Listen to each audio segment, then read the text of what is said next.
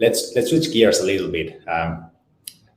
We all know the last 18, 24 months have thrown a completely different set of challenges to companies and CFOs alike.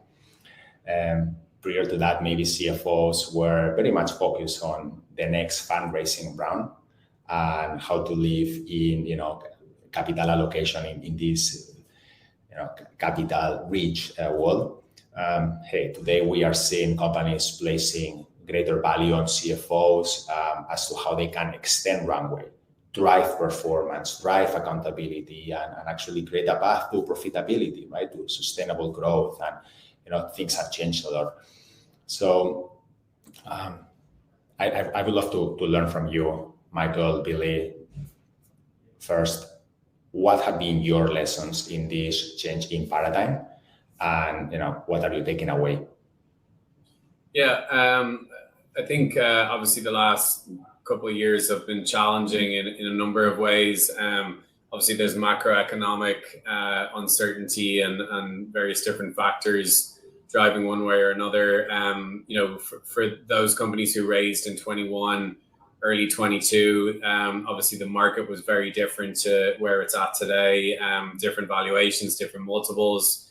And then over the course of the last 18 months, capital efficiency and growth efficiency metrics have become so important, driving accountability and just back to, sort of the value add from a finance perspective, but business partnering with all your team leads and departmental leads and pushing accountability, to the right level is critical. But then ensuring you bubble that back up to drive data-driven decision making, I think is so important.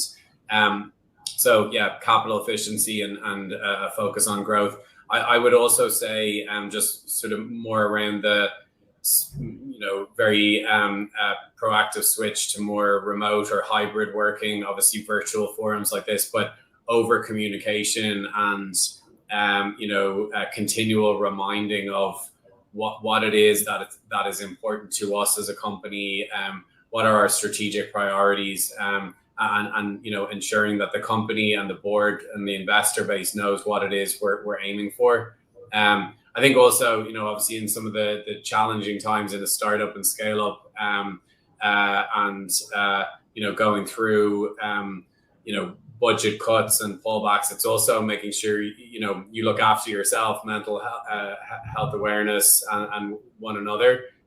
Time to take a breather and look out for one another, I think is really important.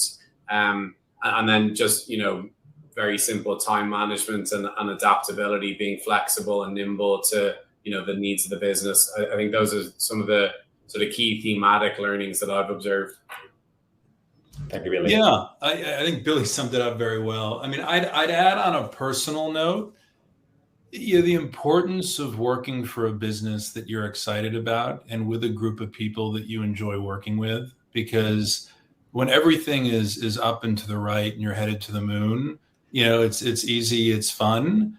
It's not always going to be easy. And I think, what has made it fun for me is getting to work at some really interesting businesses that are solving some really interesting challenges with some people that I enjoy working with. And so I think that was a big personal learning for me. I'd add on to what Billy said.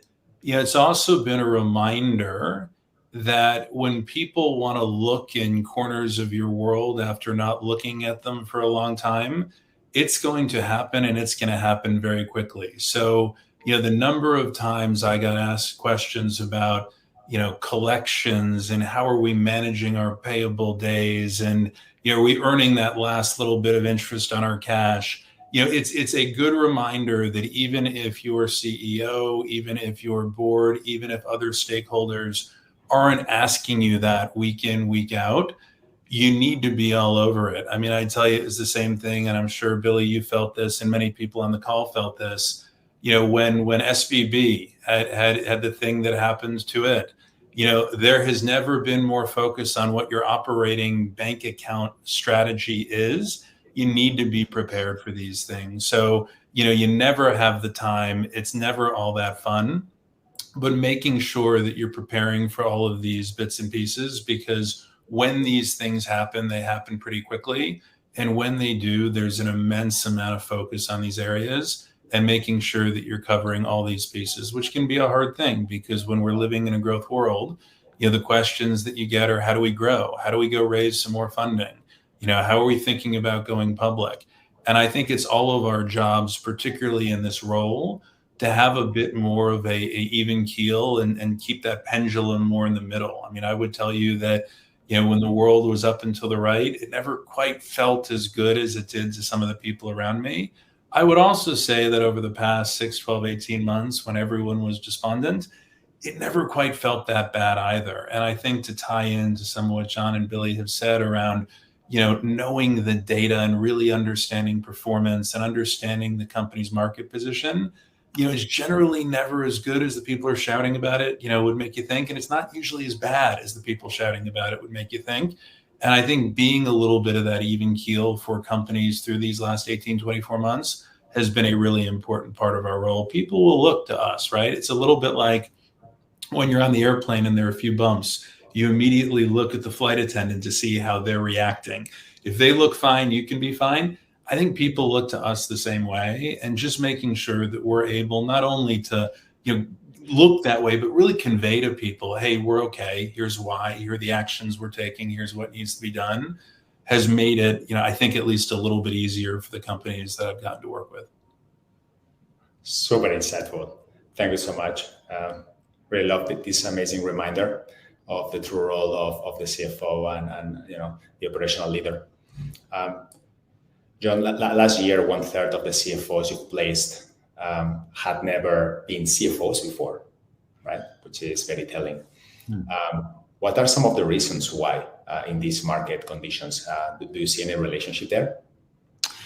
Yeah, it's a stat that, well, we look at lots of data in terms of, we obviously are massively vested in this function in this ecosystem, and it's interesting that we can draw some insights out for the people we move. And yeah, it's never been higher actually for us, the first time CFOs moving into a CFO position. I think it's probably driven by a couple of things, or at least I think there's two functions of the same thing, and I think it has been driven by the funding climate of 2020 and 2021. The reality is that there was an abundance of capital. We had the easy place, and frankly, the lazy place actually for companies to go is to hire experience, right? So we've just raised a $60-70 million Series B.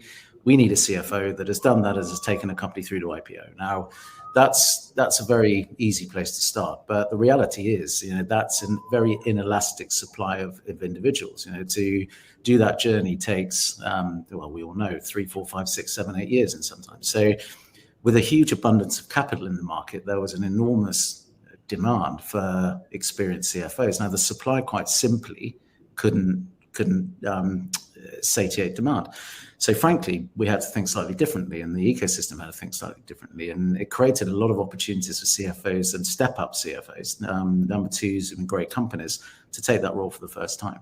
And actually, the great news is the majority of them thrive, right? So the other piece that's happened, with the abundance of capital that we saw during that period is there's just frankly more companies. And often, so those companies are Series A to B that actually are really starting to think about what archetype of CFO or senior financial leadership do they need a VP finance. The first time CFO is actually often an archetype which is helpful at a Series A to B company or a company that's just raised a Series B. They're not heavily heading towards an IPO, etc. So it's a great environment for those individuals to cut their teeth. So I think the abundance and then actually the shortage of capital have both conspired to create an environment whereby it's a necessity, but actually, it's as a necessity, there's been a really big halo effect. And actually, when we think about some of the empirically best performing CFOs we've moved in terms of the companies they've been in, have been first time CFOs. The three we mentioned, Personio, Wise, and Bolt, Rollick, they've all of those individuals were first time CFOs into companies that are rocket ships, and they've done the journey through multiple funding rounds, through internationalizations, and actually in a number of cases, a liquidity event on a market. So, the all hail the first time CFO, by the way. So hopefully, if you're running this next year, it might be more than a third, because we've seen the effects it can have. And the other thing you also have, which is, the motivation that comes with somebody who's doing this for the first time, right? And if it's allied to the ability to learn and the desire to learn and the desire to go on a journey, it could be a really powerful combination. So I think that's the main reasons that sit behind it.